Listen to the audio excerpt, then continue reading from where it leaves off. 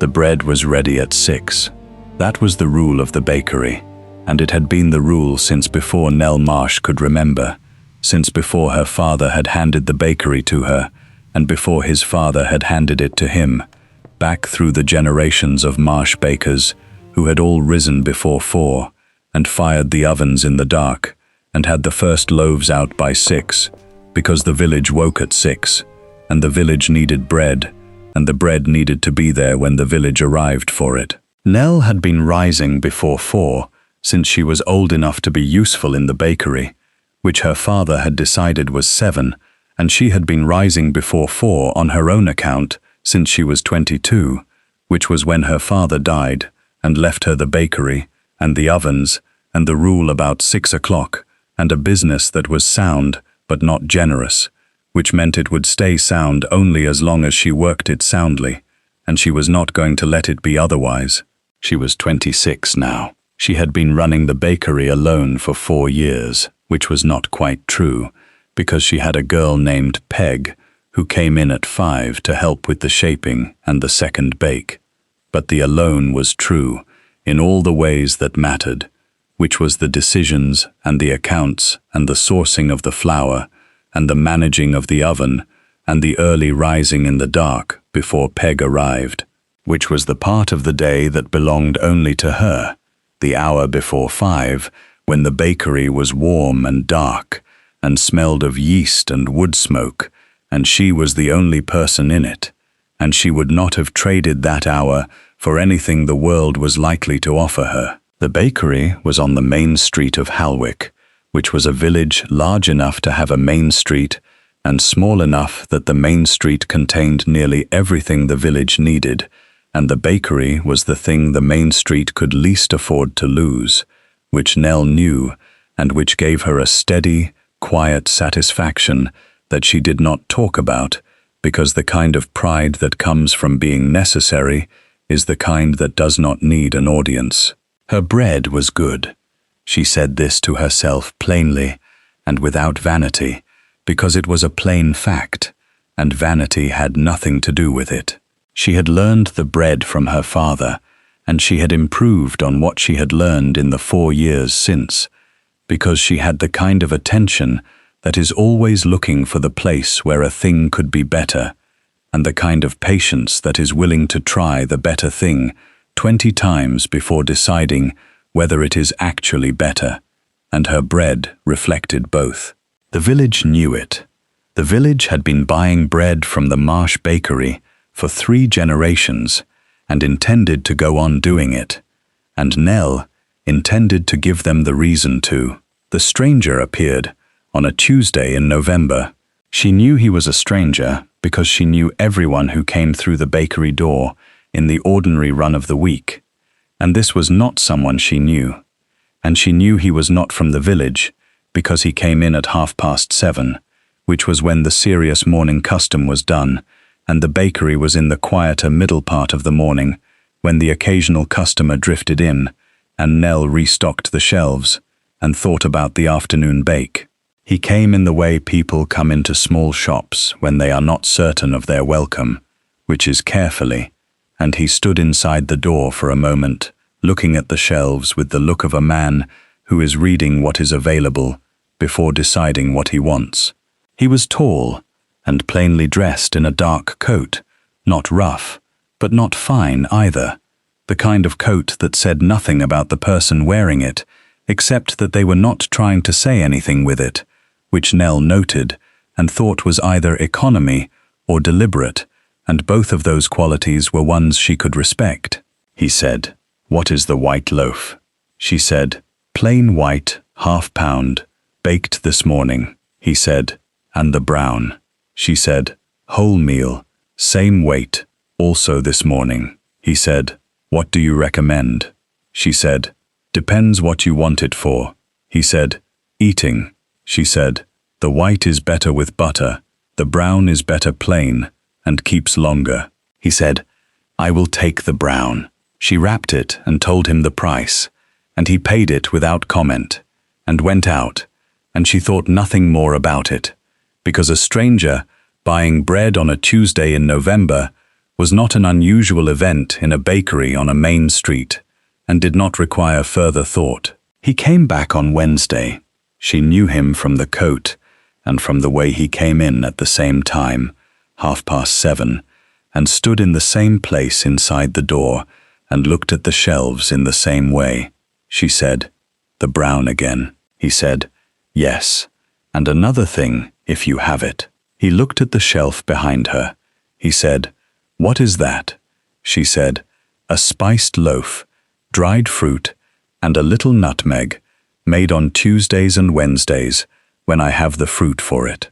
He said, "I will try one of those as well." She wrapped both and gave him the price, and he paid it and went out, and she thought, 2 days running, which was the beginning of a pattern, and patterns in a bakery were things she paid attention to, because patterns were what a bakery ran on. He came back Thursday. He came back Friday.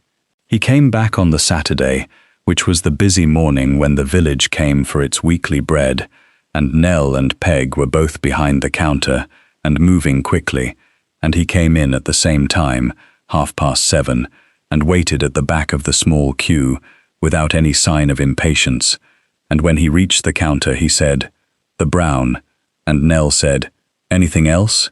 And he looked at the shelf and said, "What is new this week?" And she said, "A honey loaf, first time I have made it. Tell me what you think." And she wrapped it with the brown and gave him both for the price of one, because she meant it about wanting to know what he thought. And he looked at her for a moment as though this had surprised him, and said, "Thank you," and went out. He came back Monday. He came back Tuesday, which was the end of the first full week. He came back every day for the second week and the third, and by the end of the third week, he was the most consistent customer the bakery had, more consistent than old Mr. Pruitt, who came every morning for his small tin loaf, and had done for 20 years. And Nell had begun to think about him in the way she thought about the bakery's patterns, which was observationally and without conclusion. What she observed was this: he always came at 7:30. He always bought the brown loaf, and whatever else was new or different that day, he always paid without comment and without haggling, which was not unusual, but was consistent. He looked at the shelves with the same attention every time, the attention of a person who is genuinely reading what is there, and not simply confirming what they already know is there. And this attention she found interesting, because it was the same kind of attention she gave the bread herself, which was the attention of someone who cares about the object rather than the transaction.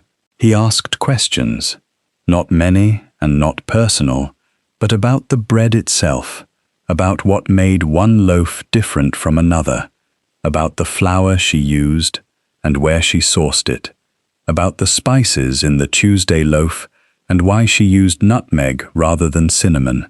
She answered the questions plainly, because they were plain questions, and because she liked being asked about the bread, which was a thing she had in common with most bakers and most makers of things, which was that the making is better when someone is genuinely curious about it. She did not ask him questions in return. That was not her habit with customers, and she did not break it for him, but she noted what she could see without asking, which was that he was not from Halwick and was probably not staying at any of the lodgings in the village, because the lodgings were few, and she knew the landladies and any of them would have mentioned a regular guest of his description before now. He was coming from somewhere else, which meant he was making a specific journey to the bakery on the main street of Halwick at 7:30 every morning of the week, including Saturday, and the journey was for bread that was good, but was, she was honest enough to admit, not so exceptional that a journey was obviously warranted, unless the journey was not for the bread. She thought about this on a Wednesday in the 4th week, while she was shaping the morning loaves in the quiet hour before Peg arrived. She thought about it the way she thought about everything in that early hour, without rushing it, letting it take the shape it would take. She was not a vain woman, and she was not a foolish one, and the conclusion she arrived at was not one she was going to embrace before it had more evidence behind it, but the evidence was there, in the form of a man who came every morning at 7:30 and asked about the nutmeg, and paid without comment, and looked at the shelves as though he was genuinely reading them, and Nell Marsh was a woman who could read a pattern when she was standing inside one. She said nothing. She waited, which was what she did when a thing was not yet ready, the same patience she gave the bread. He came on Thursday, and she said, "The brown and the honey loaf." She had made more of the honey loaf because she was still refining it and wanted more tries at it. And he said, "Yes." And then he said, "The honey loaf last week was different from the one the week before." She said, lighter. "I adjusted the proving time." He said, "It was better." She said, "I thought so too, but I wanted another opinion." He said, "It is definitely better." She said, "Good." She wrapped the bread. She said, "Where are you coming from, if you do not mind my asking?" He paused. He said, "The far side of the Halwick Road." She said, "That is 5 miles." He said, "Yes." She said, "For bread." He said, "For good bread." She looked at him. She said, "There is a bakery in Dunmore, which is 3 miles closer to the far side of the Halwick Road." He said, "Yes." She said, "Their bread is adequate." He said, "Adequate is not the same as good." She said, "No, it is not." She said it without false modesty and without performance, and he looked at her with an expression that she filed in the part of her mind where she kept things that required more looking at. She said, "You have been coming 5 miles each way every morning for 4 weeks." He said, "Yes." She said, "That is a considerable distance for bread, however good." He said, "It is a considerable distance." He said, "The bread is worth it." He said it simply, and without any suggestion that he was saying anything other than the plain truth of his assessment of the bread, and she received it as the plain truth of his assessment of the bread, and if there was something else in it that she was not quite ready to name, she was not going to name it before she was ready. She said, "I am trying a new loaf on Friday, a rye with caraway." He said, "I will be here at 7:30. She said, "I know." He went out. She stood for a moment behind the counter, and Peg came in from the back and said, "Who was that?" And Nell said, "A customer." And Peg said, "He comes every day." And Nell said, "Yes, he does," and went to start the afternoon shaping. And she thought about 5 miles each way, and adequate versus good, and the specific attention he gave the shelves each morning, and she thought that the bread was good, but the bread was not why he was coming, and she thought she was going to have to decide what to do with this knowledge, and she decided to wait and let it develop further before she decided, because that was always the right approach with things that were not yet finished. The Friday rye loaf was one of the best things she had made in a year. She knew it when it came out of the oven, and she knew it when she cut the test slice at 6 and tasted it, and she set 3 of the rye loaves on the shelf at the front and waited. He came at 7:30, and she said, "The rye is on the shelf," and he looked at it and said, "It smells different from the white and the brown," and she said, "Caraway," and he said, "I have not had caraway bread before," and she said, "Then this is the right morning for it." And he bought one and the brown and went out, and he came back at 9, which he had never done before, which was outside the pattern. And Peg looked up from behind the counter, and Nell came out from the back where she had been working on the accounts, and he said, "The rye loaf." She said, "Yes." He said, "It is the best bread I have had in 20 years. She looked at him. She said, 20 years is specific. He said, "I have a good memory for bread." She said, Most people do not. He said, most people do not pay enough attention to it. She said, most people eat it without thinking about it. He said, that is a waste of good bread. She said, yes. He said, I wanted to tell you before it was gone, and I could not properly describe it. She said, it will not be gone today. He said, I know. He said, I wanted to tell you while the taste was still exactly as it was this morning. She stood behind the counter and looked at him, this man who came 5 miles each way for bread that was worth the coming, who remembered bread across 20 years, who came back at 9 to tell her that the rye loaf was the best he had eaten in 2 decades before the taste had time to settle into the general memory of good things eaten. She said, would you like another loaf?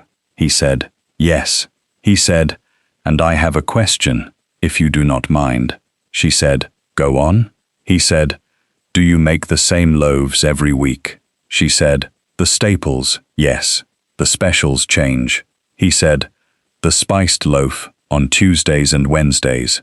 She said, yes. He said, the honey loaf. She said, Thursdays, now that I have the recipe where I want it.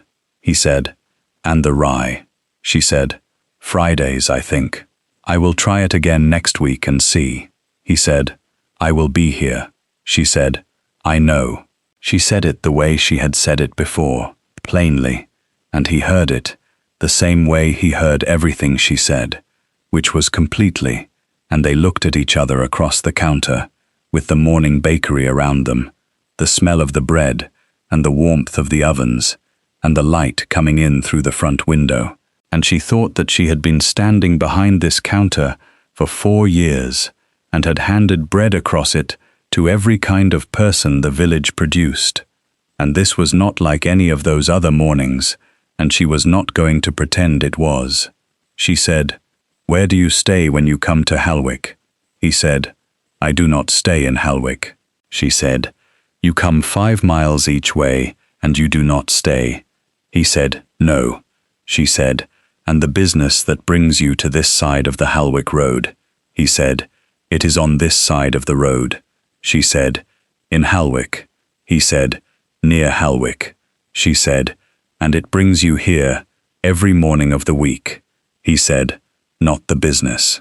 She said, then what brings you here every morning of the week? He said, I think you know. She said, I think I do. She said, I would like you to say it. He said, the bread. She looked at him. He said, also not only the bread. She said, I know it is also not only the bread. She said, I have known it for 2 weeks. He said, I suspected you had. She said, then why did you not say so? He said, because the bread was also real, and I did not want to say the other thing until I was certain the bread was sufficient reason on its own, because the other thing is more than I can ask of a woman who does not know me, and the bread is the thing I can offer that has nothing to do with anything else. She thought about this. She thought about a man who came 5 miles each way to tell her the rye loaf was the best bread in 20 years, who paid for a honey loaf so she would have another opinion on the proving time, who stood inside the door every morning and read the shelves the way she read them, with the attention of someone who cared about what was there. She said, you are not from Halwick. He said, no. She said, and your name? He said, William. He said, William Ashby. She said, Ashby. She said the name and turned it over, and it landed in a place in her mind with a sound she recognized. She said, there is a family named Ashby with land north of Halwick. He said, yes. She said, significant land. He said, yes. She said, the estate of Wrentham. He said, yes. She said, you are from Wrentham. He said, yes. She said, then you are the Duke of Wrentham. He said, yes. He said it without apology, and without the defensive quality of a man waiting to be accused of something, only plainly, as a fact. She said, "And you have been coming to my bakery every morning for 4 weeks." He said, "Yes." She said, "And you told me your name was William Ashby." He said, "It is my name." He said, "The title is also mine, but it is not my name." She said, "That is a distinction some people would not make." He said, "I make it." He said, "I came to your bakery the first time because I had been riding and I needed bread, and yours was the nearest." He said, "I came back the second time because the bread was better than I expected." He said, "I came back the third time because I wanted to ask about the spiced loaf, and I had not thought to ask the first 2 times." He said, "I came back every morning after that because the bread was good and the conversation was better, and because I have a great deal of bread at Wrentham that is adequate, and I had not understood until I walked into your bakery what the difference between adequate and good felt like from the inside, which is not a statement about bread." She said, "I know it is not a statement about bread." He said, "No." She said, "You are the Duke of Wrentham, and I make bread on the main street of Halwick." He said, "Yes." She said, "The distance between those 2 things is not a small one." He said, "No." He said, "I am not asking you to make it smaller."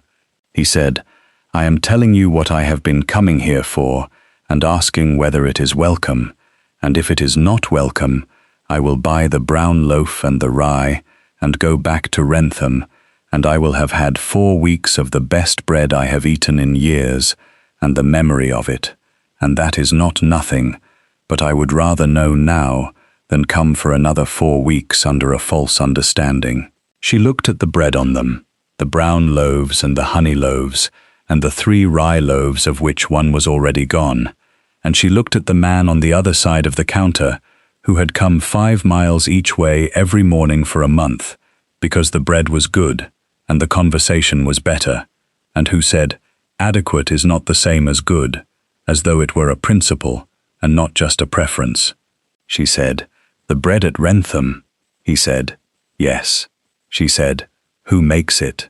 He said, "The house cook, who is very competent, and whose bread is exactly what I said it was, which is adequate." She said, "Has it always been adequate?" He said, "For as long as I can remember." She said, "And you have been eating it for how long?" He said, 30 years. She said, 30 years of adequate bread, and then one morning in November you rode past Halwick and needed bread." He said, "Yes." She said, "And you came in and bought the brown." He said, "Yes." She said, "And it was not adequate." He said, "It was the opposite of adequate." He said, "It was the first loaf of bread I have eaten in 30 years that reminded me what bread is for." She said, "What is bread for?" He said, "It is not a complicated answer." He said, "Bread is for eating and for feeding people and for being in a warm room where someone made something good and is offering it across a counter, and for the specific taste of something that was made with attention and with care, and that shows the attention and the care in every bite." He said, "Your bread shows it." She said, "I know." She said it the way she said that, without vanity, as a plain fact. He said, "I came back every morning because I did not want to stop being in the room where that was happening." She was quiet for a moment.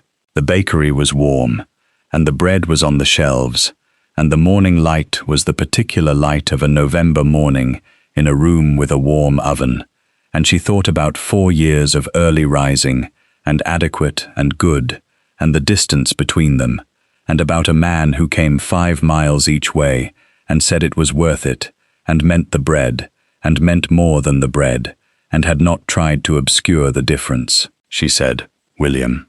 He said, "Yes." She said, "Come behind the counter." He said, "I beg your pardon." She said, "Come behind the counter." She lifted the hinged section, and he came through it. tall in the small bakery, the warmth of the ovens closer now, and she pointed to the shelf behind her and said, "Reach that tin on the top shelf, the one on the right." He reached it down. It was a square tin with a tight lid. She said, "Open it." He opened it. Inside was a small loaf, a test loaf, the shape a baker makes when she is trying a new thing and is not ready to put it in the front window yet. She said, "I have been working on a new loaf for 3 weeks. I have not been satisfied with it yet." She said, "I got closer this morning." She broke a piece off the test loaf and held it out to him. He took it. He ate it the way he ate everything, with the attention of a person who is actually tasting, and she watched his face, and she knew what she would see, and she saw it, which was the thing a baker looks for, the look of someone tasting something for the first time that is exactly what it should be. He said, "What is it?" She said, "A milk loaf with a little honey, and the proving time extended by half an hour past what the recipe says." He said, "It is extraordinary." She said, "It is not finished. I need one more try at it." He said, "It is already extraordinary." She said, "It will be better next week." He said, "I will be here." She said, "I know." She said it for the 3rd time, and he heard it for the 3rd time, and this time he looked at her when she said it, and she looked back, and the bakery was warm, and the bread was on the shelves, and outside Halwick was waking up and doing what it did, and she thought that she had been in this bakery for 4 years, and had thought she knew all its mornings, and it turned out she had not known this one, which was not the kind of morning she could have expected, and which was also, she admitted to herself, standing in her own bakery, handing a piece of test loaf to a duke, exactly the kind of morning she would have wanted if anyone had asked her what she wanted, which nobody had, and which he had, in his own way, by coming back every day until she understood what the question was. She said, "The bread at Wrentham." He said, "Yes." She said, "Your cook." He said, "Yes." She said, "Does she know what she is doing wrong?" He said, "I have not told her, because I did not know until 4 weeks ago what right felt like well enough to describe the difference." She said, "I could tell her." He said, "I think she would be glad to hear it." She said, "And the kitchen at Wrentham?" He said, "It is a large kitchen." She said, "And the ovens?" He said, "There are 3, and they have not been fired to full heat in some years, because there is only one cook, and it is not worth the wood for one cook's purposes." She looked at him. She said, "3 ovens?" He said, "Yes." She said, "That is a considerable kitchen for one cook making adequate bread." He said, "Yes." He said, "It has been waiting a long time for someone to find a use for it." She said, "I see." She said it quietly, and he said nothing, and the morning light moved in the bakery window, and Peg came through from the back and stopped in the doorway and looked at the tall man behind the counter with the test loaf in his hand, and at Nell, who was looking at him, and Peg had the good sense of a girl who recognizes a moment that is not hers, and went back through the doorway without a word. Nell said, "The milk loaf needs 1 more week." He said, "I will be here." She said, "I know you will." She said, "You have been here every morning for 4 weeks." He said, "I will be here for as many mornings as you will have me." She took the tin from his hands and put the test loaf back in it, and put the lid on, and put it back on the high shelf, and she said, "The brown loaf and the rye." He said, "Yes." She wrapped them. She gave them to him across the counter, from the right side of it to the left, the way she had given bread across this counter for 4 years, and he took them the way he took everything she offered, with both hands and with attention, and he paid, and she said, 7:30 tomorrow, and he said, "Yes," and she said, "The milk loaf will not be ready until next week," And he said, "I am not coming for the milk loaf." And she said, "I know." And he went out into the November morning with his bread, and she stood for a moment in the warmth of the bakery, and thought about 30 years of adequate, and 1 month of good, and 3 ovens at Wrentham that had not been fired to full heat in years, and about a test loaf on a high shelf that needed 1 more week. And she thought that 1 more week was not a long time, and that she had been rising before 4 in the dark for 4 years, and was not going to stop, and that when the milk loaf was ready, she would know it, and she would hand it across the counter at 7:30, and he would eat it, with the attention of a man who is actually tasting, and she would watch his face, and she would know, and that was the next thing, and the next thing was enough, for now. And she went back to the afternoon shaping, and the ovens were warm, and the bread was on the shelves, and the morning had been what it had been, which was the best morning the bakery had seen in 4 years, and which she was not going to pretend otherwise, because she was Nell Marsh, and she did not pretend things that were not true, and never had, and was not going to start now, because a duke had come in from the cold, and said her bread was good. It was good. She had always known it was good. It was the other thing she had not known was coming, and which had come anyway, and she thought her father would have said something dry and fond about it, if he had been there to say it, and she thought he would have approved of the rye loaf, and of the man who said it was the best bread in 20 years, and came back at 9 to say so, while the taste was still exactly as it had been. And she thought that the 3 ovens at Wrentham had been waiting a long time, and that bread, made in a kitchen that size, to its full capacity, would be something worth waking before 4 in the dark to see. And she thought about all of this, while she shaped the afternoon loaves with her father's hands, and her own attention, and the bakery was warm, and the day was good, and the milk loaf would be ready next week. And she was, for the first time in 4 years of early mornings, and adequate and good, and the long distance between them, entirely content with the morning she was in. Thank you for listening to this story, all the way to the end.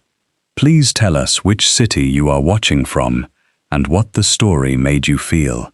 Do not forget to subscribe, so you will not miss the next one.